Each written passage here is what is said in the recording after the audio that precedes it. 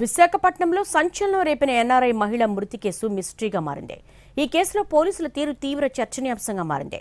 ఎఫ్ఐఆర్లో పొందుపరిచిన వివరాలు అనేక అనుమానాలకు కారణమవుతున్నాయి. నిందితులు, అనుమానితులు ఎవరూ లేరని ఎఫ్ఐఆర్ నమోదు చేశారు. మేఘాలయ హోటల్ రూమ్ నెంబర్ 229లో ఎన్ఆర్ఐ డాక్టర్ పిల్లా శ్రీధర్ దిగారు. అతడి రూంలోకి వచ్చిన కాకర్లపూడి రోజా సూసైడ్ చేసుకుందని పోలీసులు తెలిపారు. శ్రీధర్, రోజాల మధ్య ఎలాంటి పరిచయం ఉంది? ఆమె ఎందుకు చనిపోయింది? ఆత్మహత్య చేసుకుందా? హత్య? ఇలా దేనిపై క్లారిటీ లేదు. మరిన్ని వివరాలు చిరంజీవి అందిస్తారు.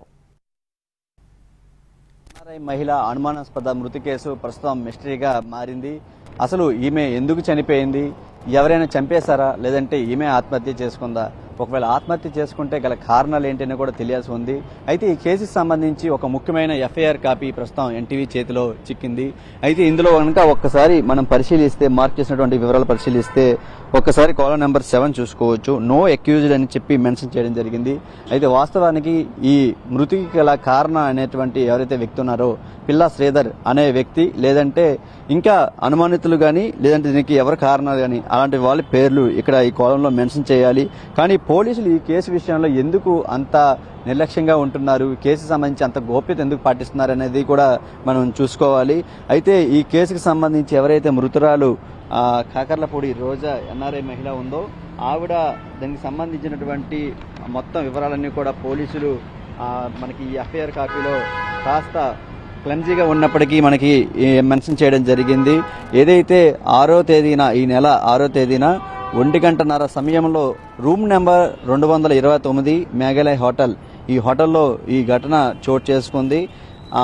ముందుగా ఎవరైతే శ్రీధర్, డాక్టర్ శ్రీధర్ ఎవరైతే ఉన్నారో ఎన్ఆర్ఐ డాక్టర్ శ్రీధర్, అతను ఇక్కడికి గో ఐబీబో అనే యాప్లో ఒక రూమ్ బుక్ చేసుకుని తర్వాత ఎవరైతే ఈ మహిళ చనిపోయినటువంటి ఎన్ఆర్ఐ మహిళ ఉందో ఆమె అతని రూమ్కి వెళ్ళిన తర్వాత కొన్ని గంటల్లో మాత్రమే ఆమె చనిపోవడం జరిగింది. వెంటనే ఈ ఘటనకు సంబంధించి అక్కడ ఉంటున్నటువంటి వాళ్ళంతా కూడా వెంటనే గుట్టు చప్పుడు కాకుండా పోలీసులకు వివరాలు తెలియజేయడం, వాళ్ళు మీడియాకి ఎటువంటి సమాచారం ఇవ్వకుండా పోస్ట్ మార్టం ప్రక్రియ కూడా పూర్తి చేయడం, అన్నీ కూడా దీని వెనకాల ఏం జరుగుతుంది ఏంటనేది కూడా మనకు తెలియాల్సి ఉంది. అయితే ఎవరైతే మృతురాలు కాకర్లపూడి రోజా, ఆమె బంధువులు ఎవరు కూడా ఇంతవరకు దీని మీద ఫిర్యాదు చేయలేదని పోలీసులు చెప్పడం, దాంతోపాటుగా మనకి ఇక్కడ కనిపిస్తుంది ఎవరైతే ఈ పర్సన్ పిల్లా శ్రీధర్ కేమ్ మేఘాలయ హోటల్ అని మెన్షన్ చేశారు. అయితే కంప్లైంట్ ఇచ్చింది మాత్రం ఇక్కడ మేఘాలయ హోటల్ తాలూకా మేనేజర్ ఎవరైనా ఆంటోనీ డేవిడ్, ఇతను కంప్లైంట్ ఇవ్వడం కూడా ప్రస్తుతం అనుమానాస్పదంగా దీని వెనుక ఉంది.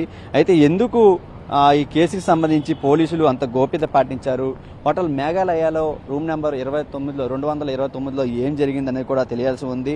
అయితే దీని వెనకాల కొన్ని ఆఫ్ ద రికార్డు వార్తలు అయితే మనకి వినిపిస్తున్నాయి. ఒక ల్యాండ్ విషయం సంబంధించి ఈమెను ఇక్కడికి పిలిపించి ఆమెతో గొడవపడిన తర్వాత ఆమెకు బెదిరించడమో లేదంటే ఇంకేదో చేయడం వల్ల ఆమె చనిపోయిందని చెప్తున్నటువంటి పరిస్థితి మరోవైపు కనిపిస్తుంది. బాత్రూంలోకి వెళ్ళి ఆమె ఒంటి మీద ఎటువంటి బట్టలు లేకుండా చనిపోయిందని చెప్పేసి హోటల్ సిబ్బంది కూడా సమాచారం అందించారు.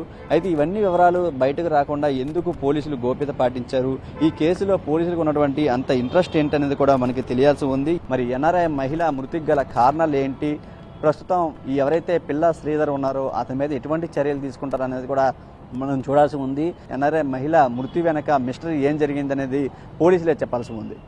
కేవలం రవితో చిరంజీవి, ఎన్టీవీ, విశాఖ నుంచి.